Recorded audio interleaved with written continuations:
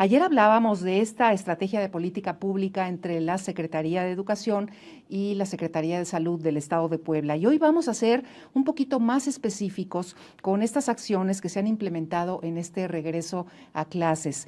Vamos a hablar, por supuesto, de temas que tienen que ver con filtros, qué pasa con los casos sospechosos, qué pasa con los casos confirmados. Estamos hablando de aprendientes, pero también estamos hablando de docentes, de personal de esta unidad educativa, en fin, de esta comunidad en donde todos de alguna manera participamos, por supuesto, de los padres de familia. Así que para hablar de todo esto con detalle, están con nosotros la maestra María Elena Morales Salvador. Ella es directora técnica de la Subsecretaría de Educación Obligatoria. Maestra María Elena, ¿cómo estás? Bien, muchas gracias. Buena tarde. Qué bueno que estás con nosotros. Sí, gracias. Y hoy también te acompaña y nos da muchísimo gusto que esté nuevamente con nosotros en estas cabinas de SET Radio al doctor José Luis Hernández Ramírez. Él es subdirector de Vigilancia Epidemiológica de la Secretaría de Salud. José Luis, bienvenido. Muchas gracias, buena tarde. Muchas Siempre gracias es un placer tenerte por aquí. Muy bien, pues gracias por la invitación. Es un tema importante y relevante. Muy importante porque, bueno, vamos a hablar justamente de este detalle de los filtros, de qué pasa con los casos sospechosos, con los casos confirmados, sobre todo de este protocolo, maestra, de ingreso y salida en las escuelas. ¿Qué nos puedes platicar acerca de esto? Primero que nada, pues nuestro objetivo es implementar acciones encaminadas a la prevención de contagios que permitan evitar un brote de COVID dentro de las escuelas de educación básica. Lo primero es la prevención. Claro. ¿Verdad? Es lo más importante. Sí, y de ahí, pues bueno, nuestro primer filtro y uno de los más importantes es el filtro de casa, ¿no? Este filtro se practica a niñas, niños, adolescentes diariamente antes de ir a la escuela. Es muy importante, en algún momento decían que no hay mejor termómetro que el que hay en casa, ¿no? Por supuesto. La mamá, el papá, tutor o quien cuida a los pequeños, pues son quienes efectivamente los conocen y no hay mejor termómetro que el que se tiene en casa, ¿no? Si su hijo presenta algún síntoma, debe quedarse en casa y seguir los protocolos. En caso positivo, deberá de presentar a la escuela un documento de diagnóstico, ¿no? Este mismo proceso que se hace en casa para los estudiantes, para los aprendientes, también aplica para cada uno del personal docente, administrativo o de asistencia a la educación. Fíjate que esto que señalas de que los papás tenemos como esta intuición, ¿no? De cuando nuestros hijos o nuestras hijas no están del todo bien, a veces ellos no saben identificar cómo se sienten, ¿no? Pero nosotros podemos identificarlo de inmediato, si de repente están como llorosos, como que no quiero ir a la escuela, como es que no sé qué siento, pero… Como que no tengo hambre, algo, exacto, ¿no? O sea, algo. Es muy importante, más que nunca ahorita, tener en cuenta ese tipo de detalles. Así es, ¿no? Y vuelvo a repetirlo, es quien cuida al pequeño o al adolescente, es quien sabe cómo es, cuál es su estado de ánimo, cuándo es que por alguna situación no está al 100% su organismo, y es ahí nuestro primer filtro. Así es, ¿no? El filtro en casa es el primero. Después hay otro. Después nos vamos al filtro escolar, que también es de suma importancia, ¿no? Estos se instalan en el acceso a las escuelas, donde una persona capacitada verifica diariamente pues la temperatura, que debe de ser menor a los 37.5 grados, oximetría de pulso mayor al 92%, uso obviamente de cubrebocas, aplicación de gel antibacterial o lavado de manos, un breve cuestionario, y no se permite el acceso a las personas que presentan temperatura alta, oxigenación baja, dificultad respiratoria o haber estado en contacto reciente con algún contagiado.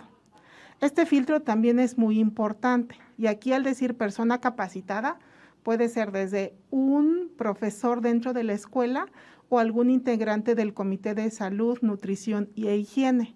No olvidemos que también dentro de la escuela nuestros principales aliados son los padres de familia. También. Entonces, está este comité que también ellos nos pueden apoyar en ese filtro al ingresar a la escuela. Cada escuela decide quién es esta persona capacitada para realizar este tipo de acciones, y no necesariamente va a estar todos los días a lo mejor haciendo eso, quizá va a haber una rotación. Así es, de personas puede haber, que estén teniendo especial cuidado en este filtro escolar. Así que es muy importante, porque a veces sí, por alguna situación dentro de la casa sucede algo que el padre de familia no detecta.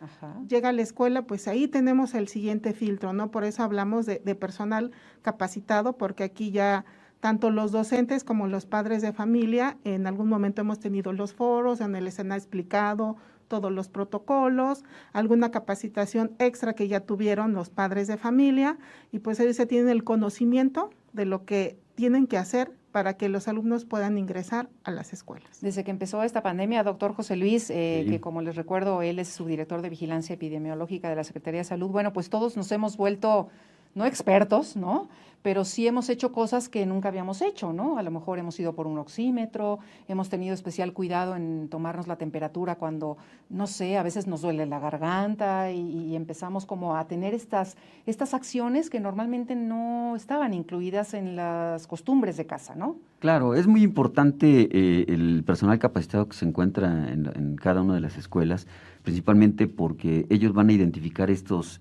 signos relacionados a COVID.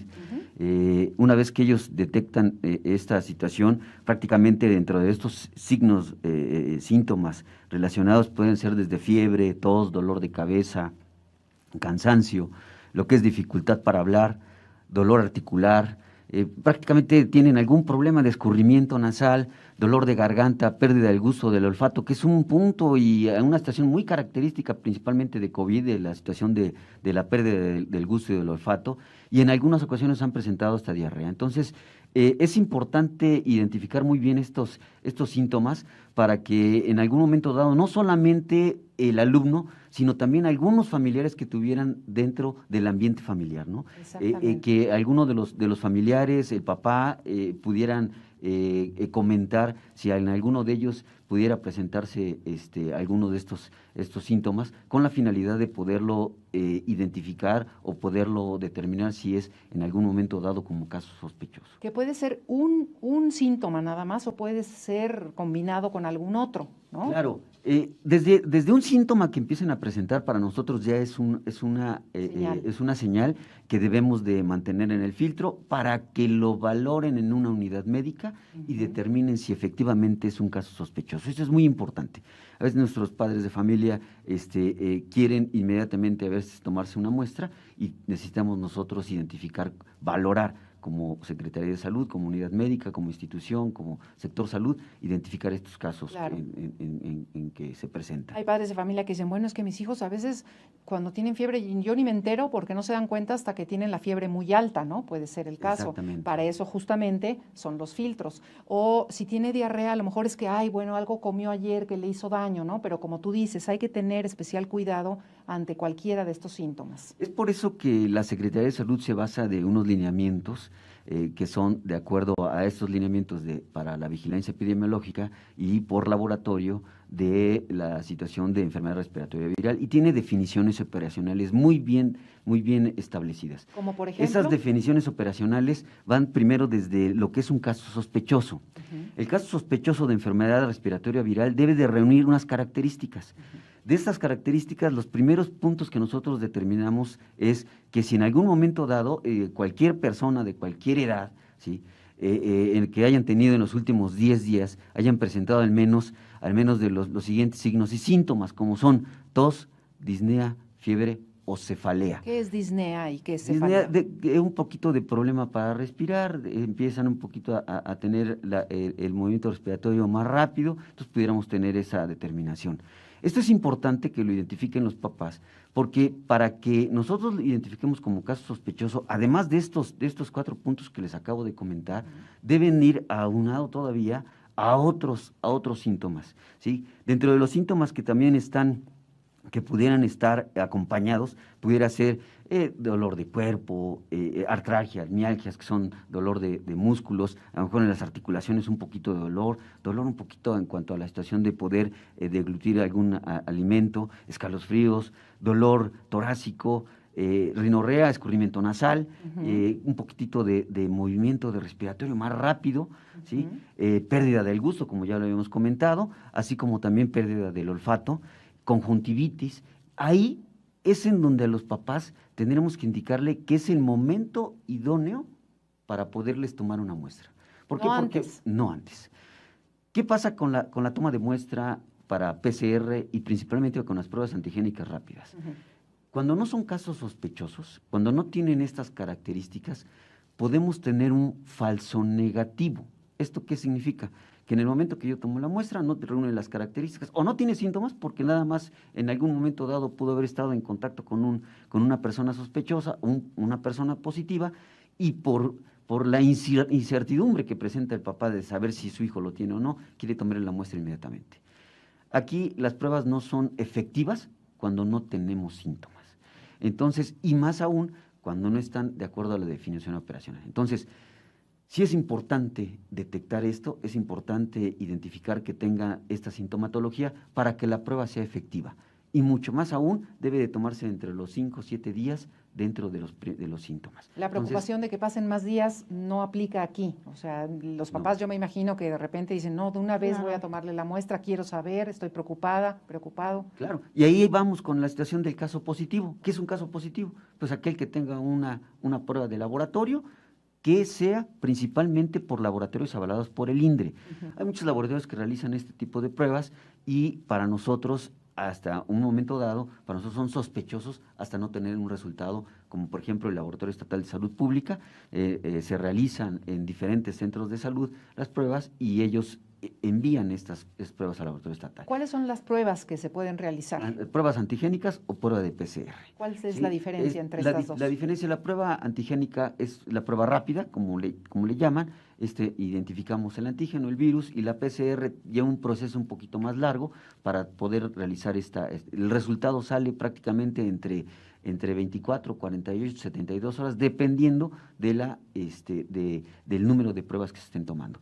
Pero esa es la diferencia, una es prueba rápida y la otra es una prueba que te va a dar resultados posteriormente. Las dos sirven en este caso. Pero las dos se deben de tomar cuando la persona tenga sintomatología. Ahora, ¿cómo decidimos qué tipo de prueba hacer?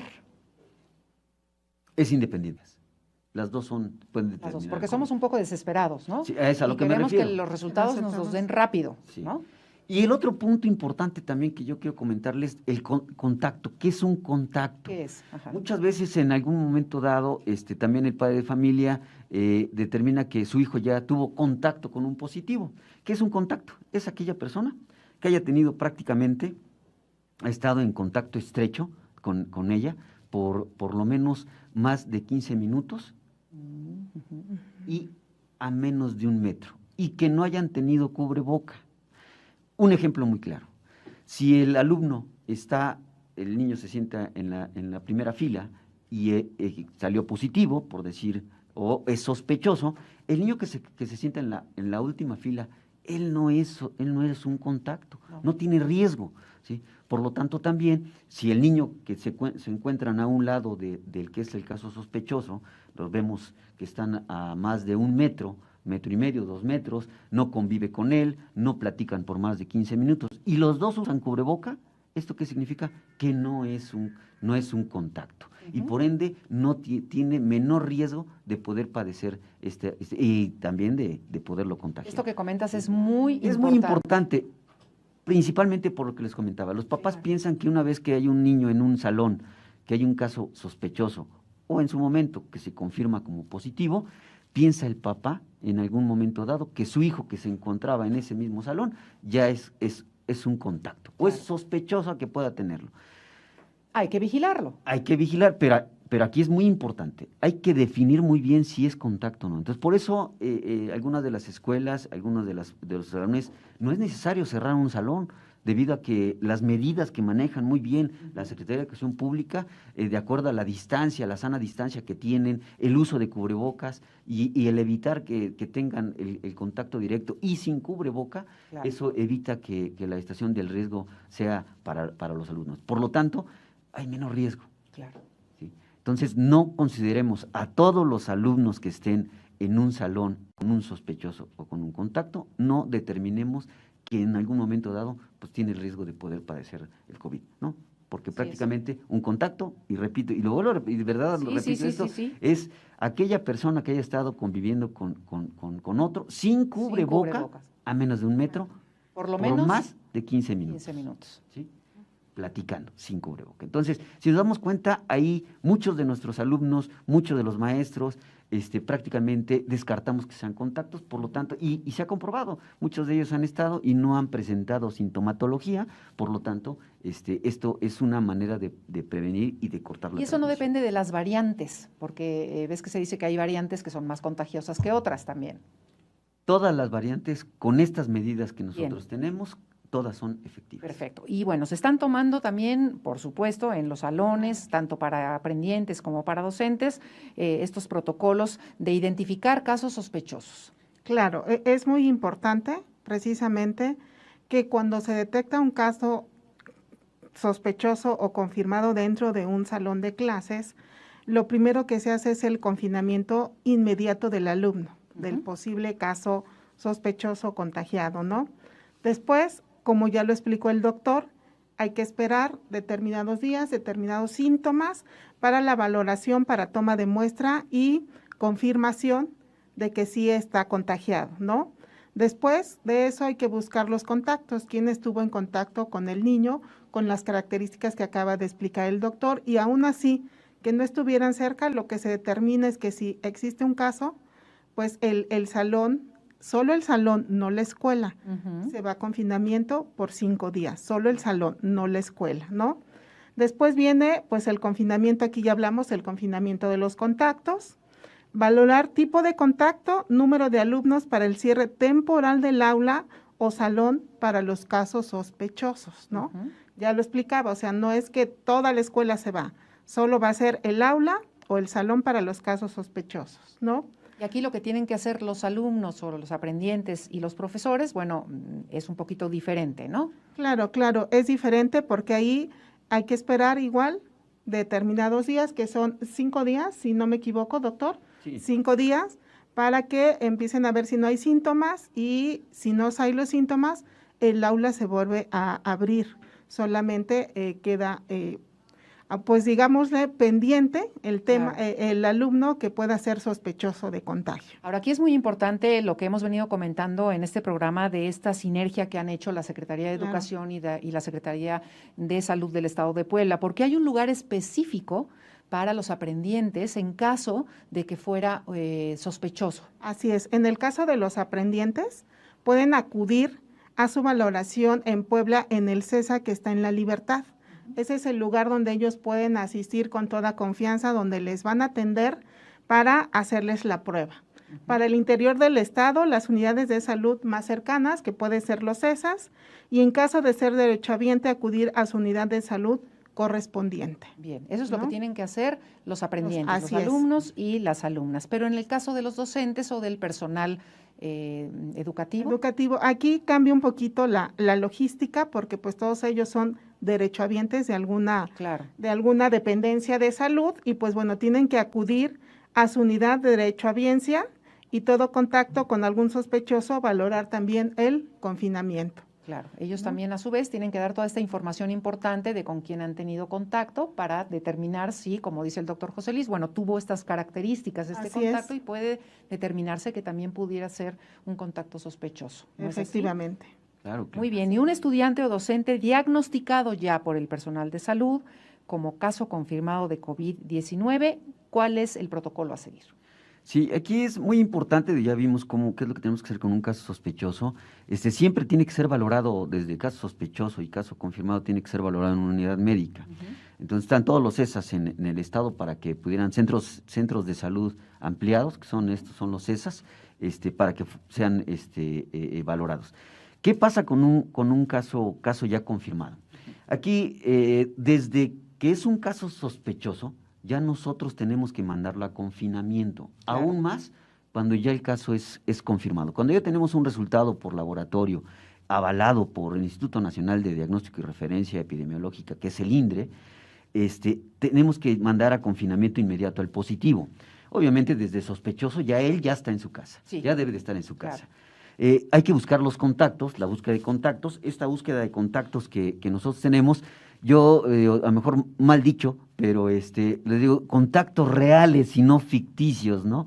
El contacto real, el contacto que verdaderamente no estuvo con cubreboca a menos de 1 metro y que estuvieron más de 15 minutos platicando con él. Entonces, probablemente se puede pasar en un salón este contacto, a lo mejor convive con el compañerito, el amigo, lo traslada a su domicilio también, estuvo en contacto con él, se quitan el O se cubreboca comparten el lunch. y conviven no sé. dentro del vehículo que Sí, los llevan ok. y pueden... Ese es un contacto real, aquel Claro. que se quita el cubreboca y comparte durante todo el tiempo. Entonces, es un ejemplo, ¿no? Claro. Entonces, buscar estos contactos. No aquel que pasó el compañerito del otro salón, lo saludó y le dijo, ¿cómo estás? Y se fue. Ujú. Los dos con cubrebocas, él no es contacto. Claro. Sí, el compañerito que está en el salón, como les vuelvo a repetir, que está atrás, tampoco es un Tampoco. contacto. Entonces, no ameritan cerrar como tal un salón, ¿no? Y un aula. A excepción de identificar y hacer la investigación clínica epidemiológica, para eso estará nuestro equipo de trabajo en coordinación con la Secretaría de Educación Pública y Salud, para determinar cómo están las Ahora, condiciones. doctor, vamos a decir que hay una persona que sí puede denominarse contacto, porque a lo mejor hubo algún tipo de contacto, sin cubrebocas, o compartimos el lunch, o lo que Claro. sea. Bueno, pero no presenta síntomas ese alumno o esa alumna. Claro, esta persona se tendrá que ir de confinamiento, inmediatamente se identifica como contacto, se va a confinamiento durante los 14 días y hay que estar observando si presenta y hay que estar identificando si presenta alguna sintomatología. ¿Por qué 14 días, doctor? Son 14 días porque recordemos que el periodo de incubación del COVID va desde 3 hasta 10 días. ¿Qué significa periodo de incubación? Desde que yo tengo el contacto con el virus hasta que yo desarrollo mis primeros signos y síntomas de la enfermedad. Esto tardaría hasta 3 hasta 10 días. En promedio 7 días es lo que presentan. Con esta situación, conociendo esto, por eso necesitamos mandar los 14 días. ¿Con qué finalidad? De que este contacto esté en aislamiento, también en casa debe estar en aislamiento, en un cuarto, en una recámara, para que no contagie a los demás de la misma, del entorno familiar. Debe estar los 14 días y estar observando si no presenta sintomatología. Al No hacerle la prueba, no si no hacerle tiene la síntomas. prueba. Una vez que presenta sintomatología, es el momento ideal para confirmar el diagnóstico. Se irá a una unidad médica, como ya los mencionamos, lo valorará el médico y si determina que es caso sospechoso, de acuerdo a la definición operacional, se estará tomando la prueba. Y si nos damos cuenta, aquí estamos cortando la transmisión, porque este alumno en algún momento dado pudiera haber presentado la enfermedad durante esos 14 días. Si yo lo tengo en el aula, Claro. puede presentar ahí los datos. Claro. Por eso se va a confinamiento. Se van 14 días, es durante esos 14 días, si no presenta ninguna sintomatología, se regresa a las actividades. Todo esto con el fin de evitar cierres temporales de escuelas, de salones, Muy, ¿no? Sí, exactamente. Entonces, por eso tenemos que identificar muy bien esos contactos. Y obviamente hay que notificar a las autoridades sanitarias y a la autoridad educativa de que la persona, una, tiene sintomatología y dos, que además fue a tomarse la prueba y salió positiva, ¿no? Entonces, prácticamente, esto es lo que tendremos que hacer, es lo más importante. Sí, Si sí, nos damos por cuenta, supuesto, el seguimiento. el punto más relevante como tal, no tanto es la toma de muestra Sí. para cortar la transmisión, sino es el aislamiento durante los 14 días del contacto real de acuerdo a la definición operacional, como lo comentamos. Sí, esta es información muy importante para los padres de familia, muy importante. Claro. Y por supuesto para todos Claro. los que tienen que estar ahí en la escuela, docentes, personal administrativo, que lo sepan muy, muy bien. Entonces, repetimos un poquito que ya dijimos los síntomas principales que tienen que estar acompañados por estos otros que ya nos dijiste y que en ese caso ya se puede realizar la prueba. Sí, que como es el caso sospechoso, ¿no? La definición operacional de caso sospechoso. Sí, Exactamente. Si está pegado a ello, adelante. Exactamente. Y pues no hay que entrar en pánico, no Así hay que es. tener miedo, sino simplemente seguir las indicaciones tanto del personal de las escuelas como del personal de salud que están trabajando en conjunto. Sí, aquí es de suma importancia efectivamente que no causar alarmas en los padres de familia, en los propios docentes, trabajadores de la educación, porque efectivamente estamos trabajando en conjunto con la Secretaría de Salud para evitar un contagio, ¿no? O sea, para estar prevenidos en algunas situaciones que se pudieran llegar a presentar. Muy bien, vamos a recapitular un poquito rápidamente lo que hemos dicho hasta ahorita para que a usted le quede muy claro. Tenemos ahí unas imágenes, pero bueno, finalmente a los que nos están escuchando en radio son las ideas que hemos estado diciendo. Son 3 puntos. Primero, sin casos sospechosos, el protocolo, maestra. Protocolo para la actuación en instituciones educativas en coordinación con la Secretaría de Educación y la Secretaría de Salud del Estado de Puebla. Sin casos sospechosos o confirmados de enfermedad por COVID-19 en la escuela, alumnos, personal docente y administrativo no requieren intervención. Se deben continuar con las acciones básicas que están programadas para el ciclo escolar. Perfecto, doctor. Ya tenemos casos sospechosos. ¿Qué hacemos?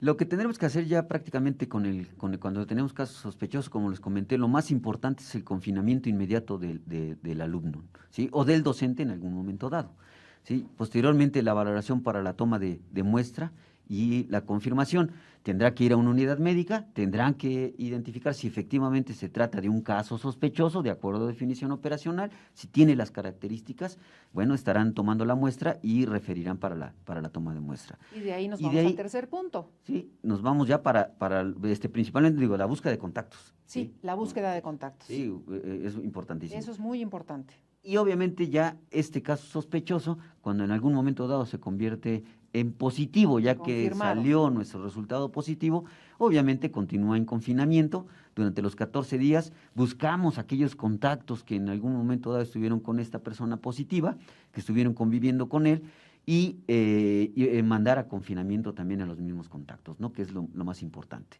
Ya posteriormente esperar y valorar en cuanto a la situación de estos contactos, si pudieran presentar alguna sintomatología, estarán yendo a valorar y la toma de muestra. Valiosísima la información que han venido a darnos hoy aquí, maestra. Les queremos agradecer muchísimo, maestra María Elena Morales Salvador, directora técnica de la Subsecretaría de Educación Obligatoria. Muchas gracias por la invitación. Buena tarde y gracias también, doctor José Luis Hernández Ramírez, por darse un tiempo para venir a este programa de la A a la Z, subdirector de Vigilancia Epidemiológica de la Secretaría de Salud. Muchísimas gracias a ambos. Gracias a Alejandra Varela García, nuestra intérprete en lengua de señas mexicana, y mañana nos escuchamos en punto de las 12. Por lo pronto, que tengan muy buena tarde. Gracias.